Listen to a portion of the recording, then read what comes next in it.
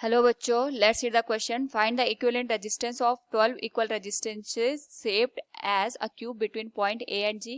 Here we have given a diagram. Now to answer this question, first we will discuss here the key concept, and here the key concept will be Ohm's law. एक तो हम Ohm's law का use करेंगे इस particular question में, which is given as V equals I into R. Second, we will use here Kirchhoff voltage law, which states that summation of total energy sources, जो हमारे पास यहाँ पे टोटल ईएमएफ का summation होता है, it is equal to the voltage drop across the given resistances in a particular circuit. इसको हम लिख सकते हैं डेल वी, और जो ईएमएफ है इनका जो समेशन आएगा that will be given as summation of I into R.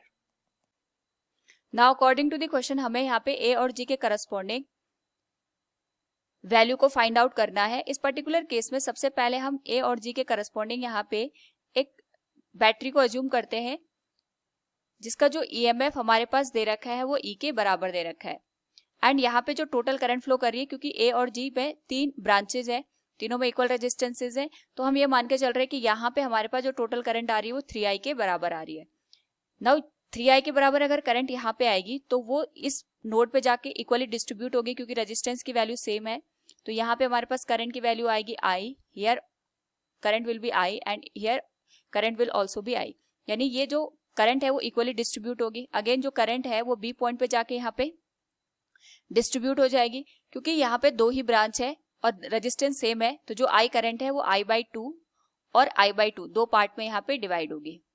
Now अगर हम यहाँ पे बात करें जो वैल्यू दे रखी है, अगर हम इसको फर्दर आगे जाके सॉल्व करें तो यहाँ पे जो करंट है, अगर मैं ए ई ब्रांच की बात करूँ तो यहाँ पे करंट आई जा रही है और यहाँ से जो करंट आ रही है दैट इज I/2. इसी तरीके से यहाँ पे अगर हम बात करें तो ए डी के अक्रॉस करंट आई फ्लो कर रही है, तो यहाँ पे भी जो डी पॉइंट है इसमें करंट डिस्ट्रीब्यूट हो जाएगी. ये आ जाएगा हमारे पास I/2 and here also current will B I/2. अगर मैं सी जंक्शन की बात करती हूँ तो यहाँ पे करंट आएगी I/2 और यहाँ डाउनवर्ड डायरेक्शन से करंट आ रही I/2, यानी जो CG ब्रांच है इसमें जो टोटल करंट आएगी again it will be I. यहाँ पे हमारे पास जो CG ब्रांच है इसमें करंट आगे I. अगेन अगर मैं यहाँ पे E पॉइंट की बात करूँ, E पे जाके जो टोटल करंट I है जो AE के थ्रू आ रही है वो 2 इक्वल पार्ट में डिवाइड होगी, it will B I/2 and here it will B I/2. तो ये आ जाएगी I/2 प्लस I/2. BF और EF में I/2 करंट आ रही है, तो यहाँ से जो करंट आएगी total it will be I. यहाँ से करंट आ रही है I, यहाँ से करंट आ रही है I/2 और यहाँ से करंट आ रही है I/2. तो जो टोटल करंट होगी इट विल बी I. तो टोटल करंट यहाँ पे मिलेगी 3i के बराबर, यानी जितनी इनकमिंग करंट थी उतनी ही आउटगोइंग करंट हमें देखने को मिल रही है. तो इस पर्टिकुलर केस में हम यहाँ पे किरचॉफ वोल्टेज लॉ का यूज करेंगे ताकि जो हमारे पास यहाँ पे इक्विवेलेंट रेजिस्टेंस है हम उसकी वैल्यू को फाइंड आउट कर पाए across the A and G terminal. तो इसके लिए सबसे पहले हम यहाँ पे जो हमारे पास A D H G, again A दे रखा है दिस वन, अगर मैं इसको यहाँ पे हाईलाइट कर दूं this one A D H G again A, इसके करस्पॉन्डिंग हम यहाँ पे किरचॉफ वोल्टेज लॉ का यूज कर सकते हैं. So we can use here using KVL in loop A D H G A में. तो यहाँ पे हमारे पास जो क्लॉकवाइज डायरेक्शन में अगर हम मूव करें तो जो टोटल ईएमएफ आएगा वो ई के बराबर आएगा. It will be equal to drop across the resistance. तो एडी जो ब्रांच है इसमें जो करंट फ्लो कर रही है वो आई है और रेजिस्टेंस आर है, तो ये आ जाएगा I into R. In the direction of the loop हमारे पास जो ड्रॉप की वैल्यू होती है पॉजिटिव होती है.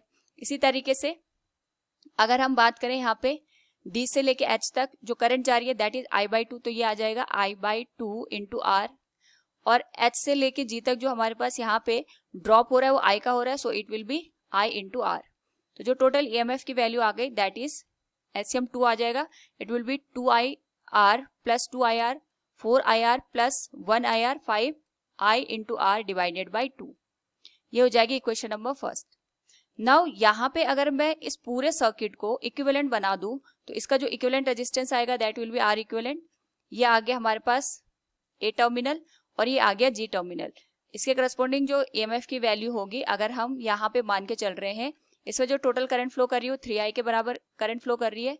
तो ओम्स लॉ का अगर हम यूज करें तो ये आ जाएगा E equals total current 3i into resistance R equivalent.